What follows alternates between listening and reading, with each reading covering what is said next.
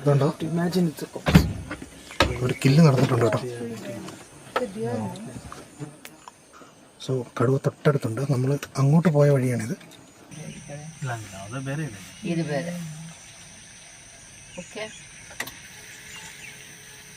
ഇങ്ങേ സൈഡിലേക്ക് ഓൾറെഡി 2 പേര് മാറിയിട്ടുണ്ട്. മൊത്തം 3 പേരുണ്ട്. ഇവരും കാട്ടിൽ കൂട്ടമായിട്ടാണ് കേട്ടോ വസിക്കുന്നത്. കാണാൻ നല്ല ക്യൂട്ടാണ്, നല്ല മനോഹരമാണ്. പക്ഷേ കയ്യിലിരിപ്പ് വളരെ മോശമാണ് കേട്ടോ.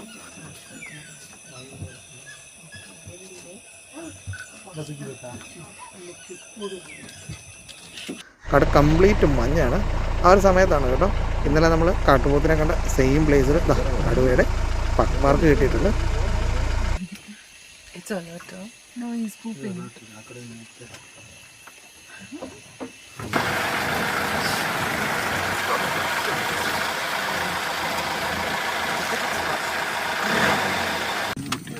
അയ്യോ നോക്കി, ഒരു കൂട്ടം മാനുകളെ എണ്ണി തീർക്കാൻ പറ്റാത്ത അത്രയും ഉണ്ട് കേട്ടോ.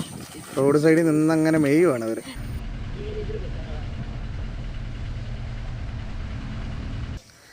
കാട്ടാനകളെ കാണാൻ പ്രത്യേക ഒരു ഭംഗി തന്നെയാണല്ലേ. ഇവയെ എത്ര കണ്ടാലും മതിയാവില്ല, അല്ലെങ്കിൽ നമുക്ക് മടുക്കില്ല എന്നുള്ളത് മറ്റൊരു വാസ്തവം കൂടിയാണ്. കാട്ടാനകളെക്കുറിച്ച് പറഞ്ഞു തീരാത്ത വിശേഷങ്ങൾ ഒരുപാടാണ്.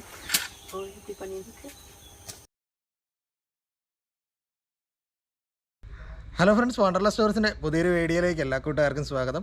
ബന്ദിപ്പൂർ ടൈഗർ റിസർവിലാണ്. സഫാരി എടുക്കാനായിട്ട് വന്നതാണ്.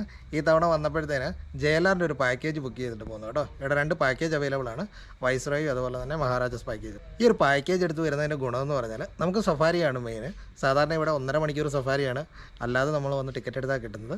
ഈ പാക്കേജ് വഴി വരുമ്പോഴത്തേനും 3 മണിക്കൂർ വീതമുള്ള 2 സഫാരി, അതും ജിപ്സിക്ക് നമുക്ക് കിട്ടും എന്നുള്ളതാണ് കേട്ടോ ഗുണം. പക്ഷേ റേറ്റ് കുറച്ച് കൂടുതലാണ്. പക്ഷേ നമുക്കിവിടെ കിട്ടുന്ന സൗകര്യങ്ങളൊക്കെ വെച്ചിട്ട് റേറ്റ് ഈ ഒരു പ്രോഗ്രാമിന് വർത്താണ് കേട്ടോ. അപ്പോൾ നമ്മൾ വന്ന് ചെക്ക് ഇൻ ചെയ്തിട്ടുണ്ട്. നല്ല അടിപൊളി ഒരു സ്ഥലത്ത് നമുക്ക് സ്റ്റേ ഒക്കെ തന്നെ കേട്ടോ. നമ്മൾ മഹാരാജാസ് എന്ന് പറയുന്നൊരു പാക്കേജാണ് എടുത്തിട്ടുള്ളത്. അപ്പോൾ അവിടുത്തെ സ്റ്റേയും കാര്യങ്ങളൊക്കെ കാണാം. അത് കഴിഞ്ഞ് നേരെ നമുക്ക് ഫുഡ് കഴിക്കാൻ പോകും. ഫുഡിന് ശേഷം നേരെ നമ്മൾ സഫാരിക്ക് പോവുകയാണ് കേട്ടോ. അപ്പോൾ ഇത് കണ്ടോ, ഇതുപോലെ കുറേ മരങ്ങൾക്കിടയിൽ ഇല്ലിയൊക്കെ നട്ട് വെച്ചിട്ടുണ്ട്. അതിനിടയിൽ കുറേ സ്ഥലങ്ങളിലായിട്ട് കോട്ടേജ് സെറ്റ് ചെയ്തിട്ടുണ്ട് കേട്ടോ. അപ്പോൾ ഇതാണ് നമ്മുടെ പാക്കേജിൽ, അതായത് മഹാരാജാസ് പാക്കേജിൽ വരുന്ന ഒരു കോട്ടേജ്. ഞങ്ങൾ 4 പേരാണ് വന്നിരിക്കുന്നത്. നമുക്ക് 2 കോട്ടേജസ് അലോട്ട് ചെയ്ത് കിട്ടിയിട്ടുണ്ട്. ഒരു കോട്ടേജിൽ 3 പേർക്ക് വരെ സ്റ്റേ ചെയ്യാവേ. പെർ ഹെഡ് റേറ്റാണ് വരുന്നത്. ഇത് നമ്മുടെ റൂമാണ് കേട്ടോ. കയറി വരുന്ന ഉടനെ നമുക്ക് ചെറിയൊരു സാധനങ്ങളൊക്കെ വെക്കാനൊരു സ്പേസ് ഉണ്ട്. അതുപോലെ തന്നെ നല്ല വിശാലമായിട്ടുള്ള റൂം. അതുണ്ടോ, 3 പേർക്ക് നല്ല സുഭിക്ഷമായിട്ട് കിടന്നുറങ്ങാം. അതുപോലെ ചെറിയൊരു ബാൽക്കണി ഇവിടെ സെറ്റ് ചെയ്തിട്ടുണ്ട് കേട്ടോ. നല്ല അടിപൊളി ഒരു പ്ലേസ്, വളരെ ശാന്തമായിട്ട് നമുക്കിരിക്കാം. എനിക്ക് ഒരു കാടിൻ്റെ ആംബിയൻസ് ഒക്കെ കിട്ടുന്നുണ്ട് കേട്ടോ. റോഡ് സൈഡിൽ തന്നെയാണ്, പക്ഷേ അതിൻ്റെ ഒരു ശല്യങ്ങളോ കാര്യങ്ങളോ ഒന്നുമില്ല. പിന്നെ ഒരു നീറ്റ് ടോയ്ലറ്റ്, നല്ല സ്പേസ് ഉള്ള ഒരു ടോയ്ലറ്റ് ഉണ്ട് കേട്ടോ. അപ്പോൾ ഇത്രയും സൗകര്യമാണ് മഹാരാജാസിലുള്ള. സെയിം സൗകര്യങ്ങൾ തന്നെയാണ് വൈസ്രോയിലുള്ള ഇവിടെ, പക്ഷേ AC ഉണ്ട്. നമ്മൾ ലക്ഷറി നോക്കി എടുത്തതല്ല കേട്ടോ. ലാസ്റ്റ് ഉണ്ടായിരുന്നത് മഹാരാജാസ് മാത്രമേ ഉള്ളൂ, അതുകൊണ്ട് അങ്ങനെ എടുത്തതാണ്. ഇപ്പോൾ സീസൺ അനുസരിച്ച് ഇതിൻ്റെ റേറ്റ് വ്യത്യാസം വരും. അതുപോലെ തന്നെ വീക്കെൻഡ് ഡേയ്സിനും വീക്ക് ഡേയ്സിനും റേറ്റ് വ്യത്യാസം വരാൻ സാധ്യതയുണ്ട് കേട്ടോ. അങ്ങനെ ഫുഡൊക്കെ കഴിച്ചിട്ട് നമ്മൾ സഫാരിക്ക് വേണ്ടി പോവുകയാണേ. നിങ്ങൾക്ക് ഇവിടുത്തെ ഒരു ആംബിയൻസ് ഉണ്ടോ? രാവിലെയൊക്കെയാണ് ഹെവി ആംബിയൻസ് ആയിരിക്കും കേട്ടോ. പക്ഷേ രാവിലെ സമയത്തൊന്നും നമ്മളിവിടെ ഉണ്ടാകത്തില്ല. അത് രാവിലെ നമ്മൾ അടുത്ത സഫാരിക്ക് പോകും. പിന്നെ നമുക്ക് നോക്കാം, സഫാരിയൊക്കെ കഴിഞ്ഞ് വന്നിട്ട് എങ്ങനെ ഉണ്ടാകും നോക്കവേ. ഇഷ്ടംപോലെ ബേഡ്സിനെ കാണാൻ സാധ്യതയുള്ള ഏരിയ കേട്ടോ ഇത്.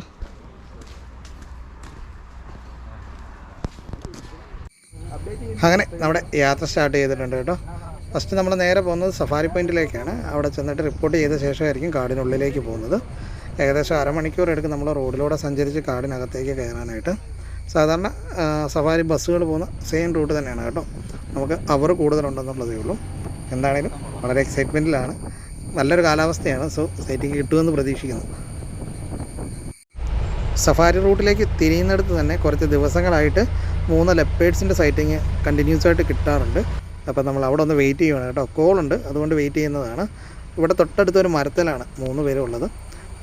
എന്താണേലും കുറച്ചധികം സമയം നമ്മളവിടെ വെയിറ്റ് ചെയ്തെങ്കിലും സൈറ്റിംഗ് ഒന്നും കിട്ടാത്തതുകൊണ്ട് നമ്മൾ നേരെ കാടിനുള്ളിലേക്ക് പോവുകയാണേ. നല്ല ക്ലൈമറ്റാണ്. സോ സൈറ്റിംഗ് കിട്ടാൻ സാധ്യത ഉണ്ടാവും, ഉറപ്പൊന്നും പറയാൻ പറ്റത്തില്ല. മഴ പെയ്യാനുള്ള സാധ്യതയുണ്ട് കേട്ടോ. രാവിലെയൊക്കെ ചെറിയ രീതിയിൽ മഴയുണ്ടായിരുന്നു. കഴിഞ്ഞ ദിവസങ്ങളിലൊക്കെ നല്ല രീതിയിൽ മഴ കിട്ടിയിട്ടുള്ളത് കൊണ്ട് തന്നെ കാട് നല്ല പച്ചപ്പിൽ നിൽക്കുകയാണേ. കാണാൻ അപാര ഭംഗിയാണ് കേട്ടോ.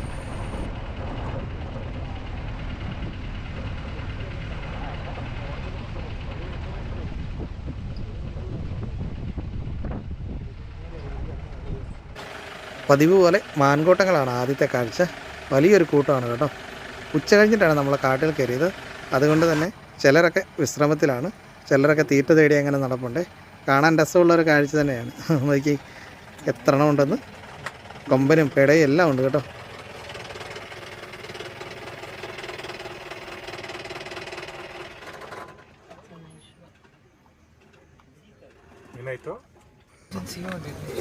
ദേ മാൻകുട്ടി പാല് കുടിക്കുന്നു.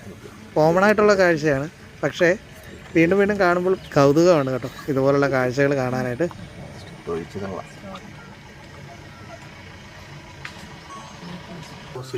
ഒരു മ്ലാവേ അങ്ങേ സൈഡിൽ നിന്ന് അത് ഓടി വന്നതാണേ. വണ്ടി കണ്ടപ്പോഴത്തേനും ഒന്ന് സ്ലോ ആയി. റോഡ് ക്രോസ് ചെയ്യാൻ വന്നതാണ് കേട്ടോ. അപ്പോൾ അത് റോഡ് ക്രോസ് ചെയ്യും. ഓഹോ ഒയ്യേ, എന്ത് രസമുള്ളൊരു കാഴ്ചയല്ലേ. ആണ്ട് ഓടി കേട്ടോ. ലെസർ വിസിലണ്ടക്ക്, ചൂളയരണ്ട, ഇവയെ ട്രീ ഡക്കെന്നും വിളിക്കാറുണ്ട് കേട്ടോ. മരത്തിൻ്റെ മുകളിൽ പറന്ന് കയറാറുണ്ട് ഇവർ. അതുകൊണ്ടാണ് അങ്ങനെ ഒരു പേരും കൂടെ ഇവയ്ക്ക് കിട്ടിയിട്ടുള്ളത്. ബാക്ക്ഗ്രൗണ്ടിൽ കേൾക്കുന്ന സൗണ്ട് കാട്ടുകോഴിയുടെയാണ്. അലാം കോൾ കൊടുക്കുന്നതാണ്. അതിൻ്റെ ലൈഫിന് ത്രെട്ടനിങ് ആയിട്ടുള്ള എന്ത് കണ്ടാലും അലാം കോൾ കൊടുക്കുന്നത്. ചിലപ്പോൾ കടുവയാകാം, പരുന്താകാം, പുലിയാകാം, കാട്ടുപട്ടിയാകാം, എന്തുമാകാം. നമുക്ക് എന്താണെന്ന് ഉറപ്പൊന്നും പറയാൻ പറ്റത്തില്ല കേട്ടോ. കുറച്ച് സമയം അവിടെ വെയിറ്റ് ചെയ്ത കാര്യം, അതിനുള്ളിലേക്ക് കയറിപ്പോയ മ്ലാവ് അവിടെ നിന്നും പേടിച്ചോടിയായിരുന്നു. പക്ഷെ ഒന്നും കണ്ടില്ല. പെയിൻറ്റഡ് സ്റ്റോക്സ് അഥവാ വർണ്ണക്കൊക്കുകളാണ് കേട്ടോ പറന്നു പോകുന്നത്. മൈഗ്രേറ്റിംഗ് ബേഡാണ്. സീസൺ ടൈമിൽ നമ്മളിവിടെ വന്നു കഴിഞ്ഞാൽ ഉറപ്പായിട്ടും ഇവയെ കാണാൻ പറ്റും കേട്ടോ. നോക്കി എന്ത് രസമാണ് കാണാനെന്ന്. എപ്പോഴും ഇവർ കൂട്ടമായിട്ടോ അല്ലെങ്കിൽ പെയറായിട്ടോ ഒക്കെയാണ് കേട്ടോ നടക്കുന്നത്. ഇപ്പം വന്നപ്പം 2 പേരാണ് പറന്നു പോയത്. ഒരാളെ മാത്രമേ നമുക്ക് ഇപ്പം നിലവിലൂടെ കാണാനുള്ളൂ. പക്ഷേ ഒരാൾ മറ്റവിടെ ഉണ്ട് കേട്ടോ.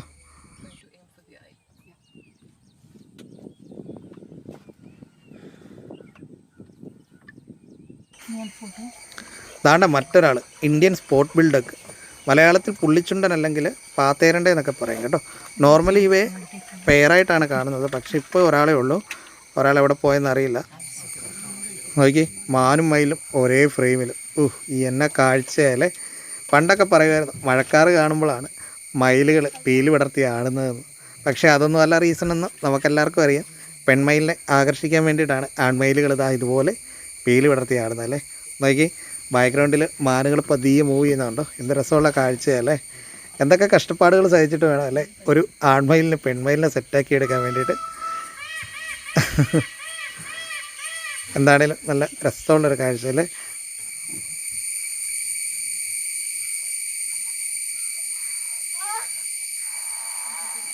പക്ഷേ പരിസരത്തെങ്ങും വേറെ പെൺമയിലിനൊന്നും കാണുന്നില്ല കേട്ടോ. പിന്നെ എന്തിനാണ് ഇവൻ ഇങ്ങനെ നിന്ന് പീലി വിടർത്തി ആടുന്നതെന്ന് മനസ്സിലാകുന്നില്ല. മുമ്പിലായിട്ട് ഒരു കൂട്ടം ആനകൾ നിൽപ്പുണ്ട് കേട്ടോ. 3 എണ്ണമാണ് കാണുന്നത്. കുട്ടിയാനയുണ്ട്, 2 വലിയ ആനകളുണ്ട്. നൈസ്, നല്ലൊരു ഓപ്പൺ പ്ലേസിലാണ് കേട്ടോ നിൽക്കുന്നത്.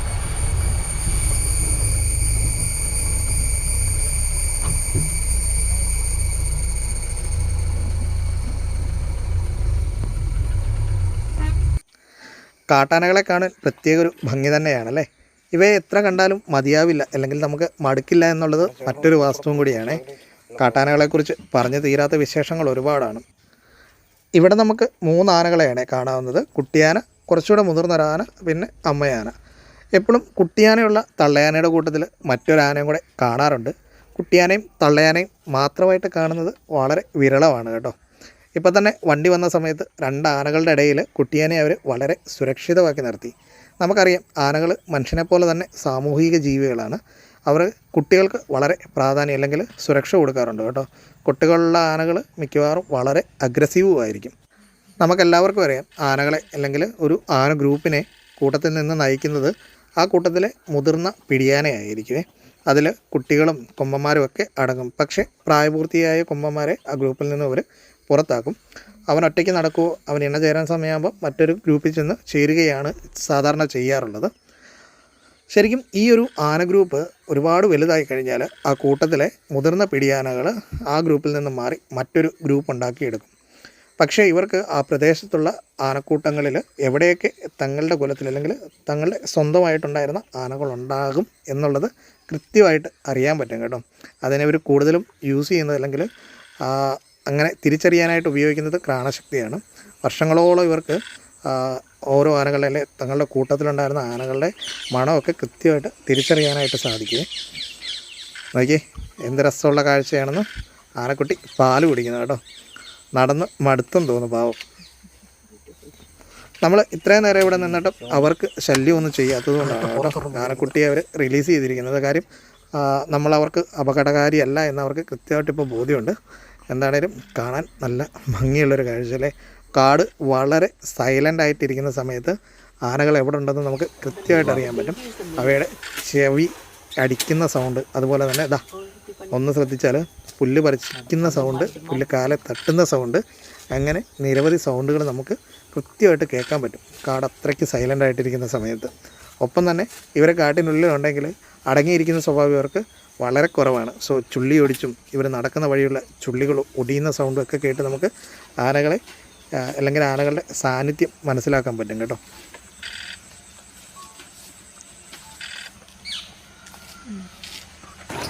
ഒരു കൂട്ടം കാട്ടുപോത്തുകൾ വളരെ അലേർട്ടായിട്ടാണ് കേട്ടോ നിൽക്കുന്നത്. നമ്മുടെ ഡ്രൈവർ ചേട്ടൻ അവയെ നിരീക്ഷിച്ചിട്ട് പറഞ്ഞതാണ്. വരുന്ന കാറ്റിൽ ടൈഗറിൻ്റെ പ്രസൻസ് അവർക്ക് ഫീൽ ചെയ്യുന്നുണ്ട്. സോ വളരെ അലേർട്ടായിട്ടാണ് കേട്ടോ അവർ നിൽക്കുന്നത്.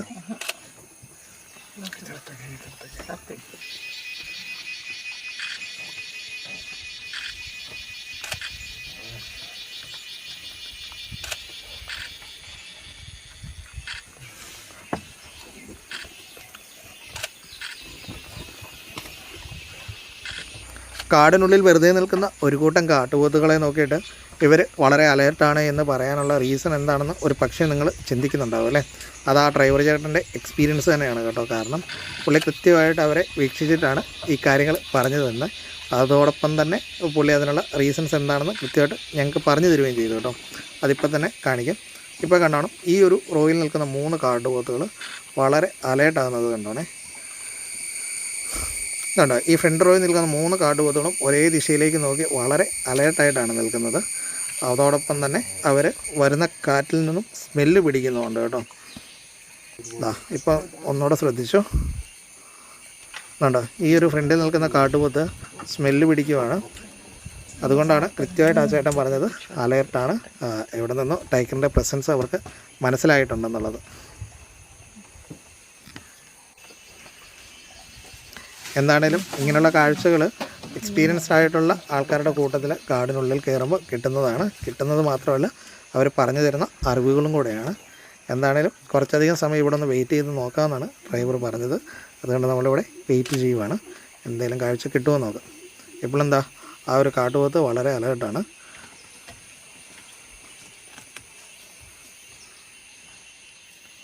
തൊട്ടടുത്ത് തന്നെ പക്നാർക്കുണ്ടായിരുന്നു. അതുകൊണ്ട് നമ്മൾ കുറച്ചുകൂടെ ഫ്രണ്ടിലേക്ക് പോയി നോക്കി സൈലൻസ് എന്തെങ്കിലും കിട്ടാൻ സാധ്യതയുണ്ടായിരുന്നു. പക്ഷേ ഒന്നുമില്ലായിരുന്നു. സോ നമ്മൾ തിരിച്ചു പോവുകയാണേ. ഈ ഒരു കാട്ടുപോത്താണ് വളരെ അലേർട്ടായി നിൽക്കുന്നത്. പോകുന്ന വഴിയെല്ലാം അതാ കാട്ടുപോത്തുകൾ കൂട്ടം കൂട്ടമായിട്ട് നിൽപ്പുണ്ട്. ഏകദേശം 5 മണിയോട് സമയം അടുത്തിട്ടുണ്ട്. സോ കാട്ടുപോത്ത്, മ്ലാവ്, മാന് തുടങ്ങിയവയൊക്കെ ഓപ്പൺ പ്ലേസിലേക്ക് വരും കേട്ടോ. ഇനി വൈൽഡ് ഡോഗ് റോഡ് ക്രോസ് ചെയ്യുന്നതുണ്ടോ. ഇങ്ങേ സൈഡിലേക്ക് ഓൾറെഡി 2 പേര് മാറിയിട്ടുണ്ട്. മൊത്തം 3 പേരുണ്ട്. ഇവരും കാട്ടിൽ കൂട്ടമായിട്ടാണ് കേട്ടോ വസിക്കുന്നത്. കാണാൻ നല്ല ക്യൂട്ടാണ്, നല്ല മനോഹരമാണ്. പക്ഷേ കയ്യിലിരിപ്പ് വളരെ മോശമാണ് കേട്ടോ. വളരെ ക്രൂരന്മാരാണ് ഇവർ ഇരയെ കൂട്ടമായിട്ടാണ് ആക്രമിച്ച് കീഴ്പ്പെടുത്തുന്നത്. ഇര ചാകുന്നതിന് മുമ്പ് തന്നെ ഇരയെ കടിച്ച് വലിച്ചു കീറി ഇവർ ഭക്ഷണമാക്കുകയും ചെയ്യും. വളരെ വേദന അനുഭവിച്ചാണ് ഇവർക്ക് ഇരയാകുന്നവർ ചാകുന്നത്. കാണാനൊക്കെ വളരെ ഭംഗിയാണ്. ചിലതിനൊക്കെ പക്ക അൽസലേഷൻ നായുടെ ലുക്കും തോന്നാറുണ്ട്. പക്ഷേ തൊട്ടടുത്തേക്കൊന്നും പോകാൻ കൂടി പറ്റില്ല. ഇവർ മനുഷ്യനെ ആക്രമിച്ചതായിട്ടൊന്നും അങ്ങനെ കേട്ടറിവില്ല. പക്ഷേ ഇവരൊരു കൂട്ടമായിട്ട് വന്നു കഴിഞ്ഞാൽ കടുവ പോലും ഇവിടെ മുമ്പിൽ നിൽക്കാറില്ലെന്നാണ് പറയാറ്. കിടക്കണ കിടപ്പ് കണ്ടോ. ഇങ്ങനെ കണ്ടാൽ പറയുമോ കാട്ടിലെ ഏറ്റവും ക്രൂരന്മാരാണെന്ന്. വണ്ടി വന്നിട്ട് പേടിയൊന്നുമില്ല കേട്ടോ ഇവറ്റകൾക്ക്. വണ്ടിക്ക് ചുറ്റും നടന്ന് പോസ് തരുമായിരുന്നു. നോക്കിയേ അസലൊരു നാടൻ പട്ടിയല്ലേ.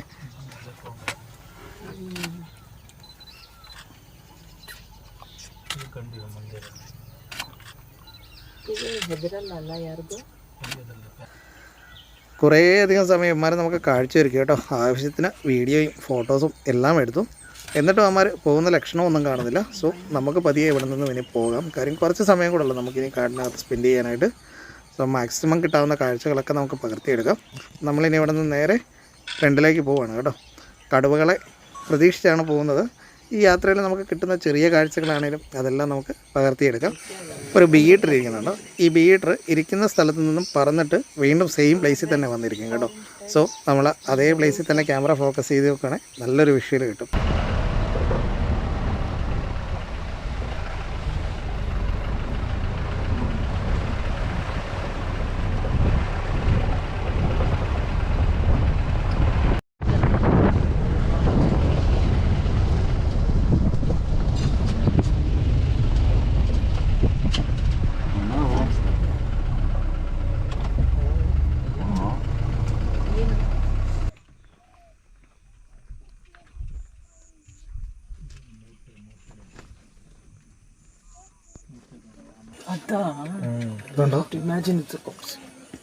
ഒരു കില്ല് നടന്നിട്ടുണ്ട് കേട്ടോ.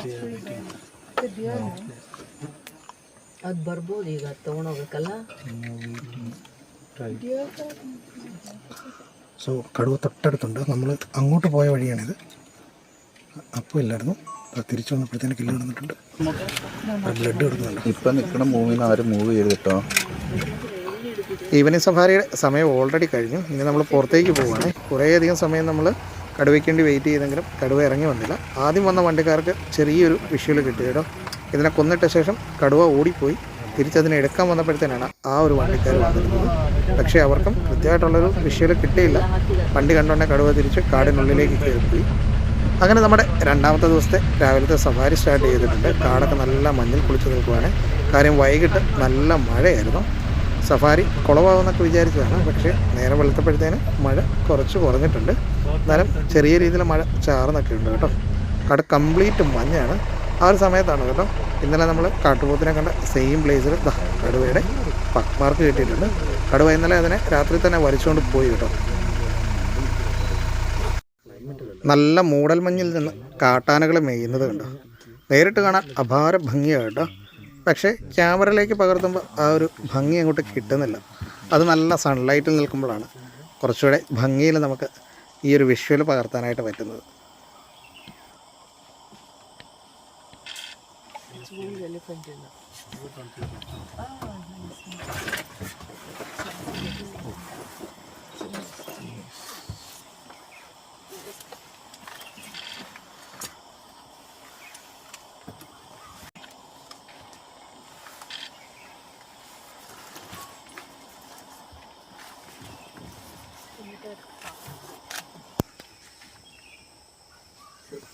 കയറിയപ്പോൾ മുതൽ ഇതേ രീതിയിൽ മിസ്റ്റാണ് കേട്ടോ.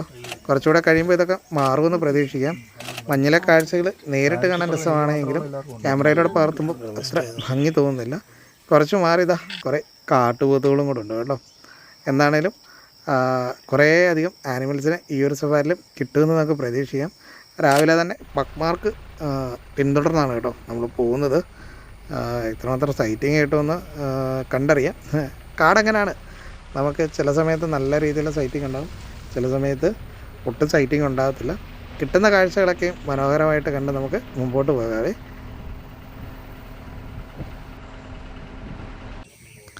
ഒരു മ്ലാവ് നിൽക്കുന്നത് കണ്ടോ. നല്ലൊരു ഗ്രാസ് ലാൻഡിലാണ് കേട്ടോ ഈ ഒരു മ്ലാവ് നിൽക്കുന്നത്. മ്ലാവ് മാത്രമല്ല കാട്ടാനകളുമുണ്ട്. വണ്ടി കണ്ടപ്പോഴത്തേന് 2 സ്റ്റെപ്പ് ഫ്രണ്ടിലോട്ട് വെച്ച് വളരെ ഗൗരവത്തോടെ എന്താണ് സംഭവം എന്ന് പുള്ളി നോക്കുന്നുണ്ട്. മ്ലാവ് വളരെ പെട്ടെന്ന് ഓടിപ്പോകുന്നതുകൊണ്ടാണ് ആദ്യം നമ്മൾ മ്ലാവിനെ ഫോക്കസ് ചെയ്തത്. കാട്ടാനകൾ പെട്ടെന്ന് ഓടിപ്പോകില്ലല്ലോ. എന്താണേലും പുള്ളി കാര്യമായിട്ട് നോക്കുന്നുണ്ട് ഇതാരൊക്കെയാണ് വന്നേക്കുന്നതെന്നൊക്കെ കേട്ടോ. ഇവരാണ് പറഞ്ഞ കാട്ടാനകൾ. 2 മുതിർന്ന ആനകളും ഒരു കുട്ടി ആനയും. എനിക്ക് എന്ത് ഭംഗിയുള്ളൊരു ഏരിയയിലാണ് അവർ നിൽക്കുന്നതെന്ന്.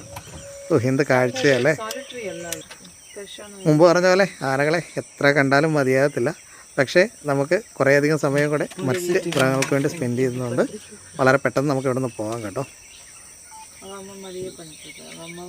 എന്താ കാഴ്ചയല്ലേ.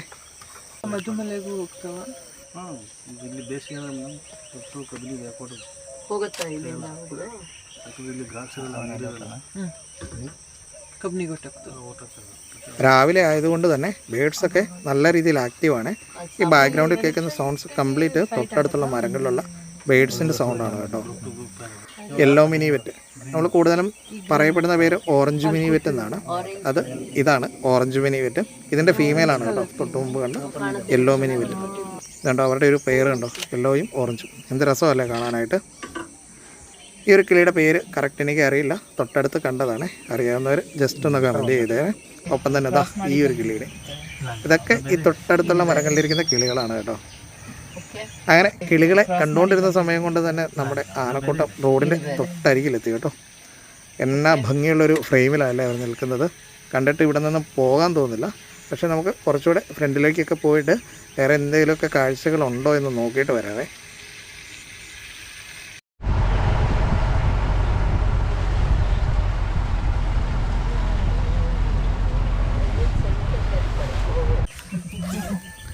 അയ്യോ നോക്കി, ഒരു കൂട്ടം മാനുകളെ എണ്ണി തീർക്കാൻ പറ്റാത്ത അത്രയും ഉണ്ട് കേട്ടോ.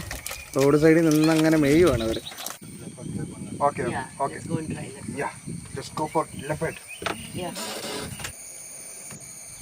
റോഡ് സൈഡിൽ ഒരു കാട്ടുപോത്ത് കുറേ എണ്ണം ഉണ്ട് കേട്ടോ. ബാക്കിയെല്ലാം കാടിനകത്താണ്. ഇവൻ മാത്രം റോഡ് സൈഡിനോട് ചേർന്ന് വന്ന് കിടക്കുവാണേ. ഹോക്കികളാണ് കേട്ടോ ഇരിക്കുന്നത്.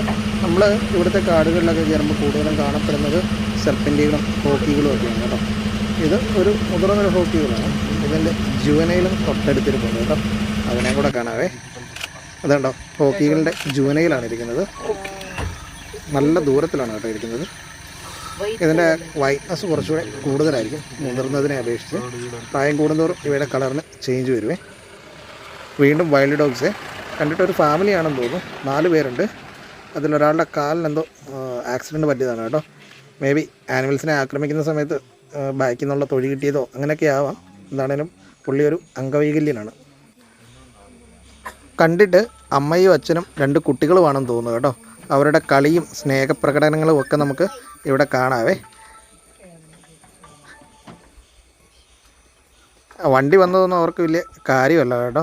റോഡിലായിരുന്നു ഇവർ കിടന്നിരുന്നത്. വണ്ടി വന്നപ്പോൾ പതിയെ റോഡ് സൈഡിലേക്ക് മാറിയതാണ്. അതുകൊണ്ട് ഒരാൾ ഞൊണ്ടി പോകുന്നുണ്ടോ. ഈ 2 പേരും അമ്മയും അച്ഛനും ആണെന്ന് തോന്നുന്നു കാഴ്ചയിൽ. വേറെ 2 കുട്ടികളെയും കൂടെ കാണിച്ചു തരാവേ. അവരെ പെട്ടെന്ന് ഇവരിൽ നിന്നും നമുക്ക് വ്യത്യാസം ഫീൽ ചെയ്യുന്നുണ്ട്. അതുകൊണ്ടാണ് കേട്ടോ കുട്ടികളാണെന്ന് പറഞ്ഞത്. ഈ ഓടി വരുന്നത് ഒരു കുട്ടിയായിട്ടാണ് ഫീൽ ചെയ്യുന്നത്. പുള്ളി ഭയങ്കര ജോയ്ഫുൾ മൂഡിലാണ് കേട്ടോ.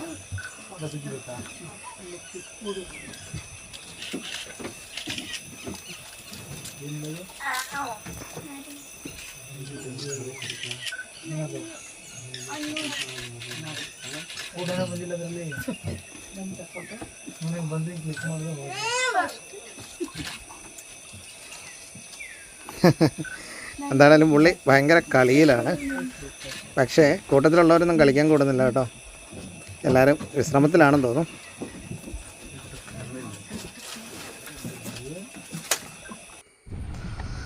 അങ്ങനെ നമ്മുടെ സഫാരിയുടെ സമയമൊക്കെ ഏകദേശം കഴിയാറായിട്ടുണ്ട്. ഇനി നമ്മൾ തിരിച്ചിറങ്ങുവാണ് കേട്ടോ.